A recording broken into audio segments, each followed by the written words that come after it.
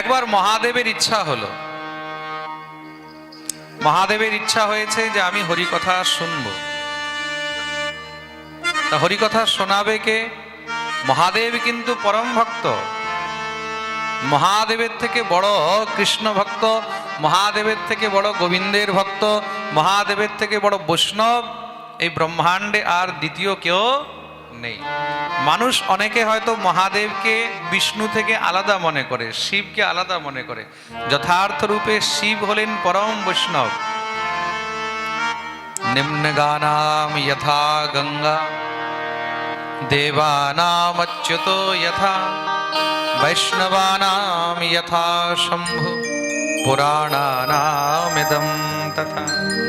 শ্রীমদ্ ভাগবতের দ্বাদশ স্কন্ধে খুব সুন্দর করে মহর্ষি বেদব্যাস বর্ণন করছেন যেই প্রকার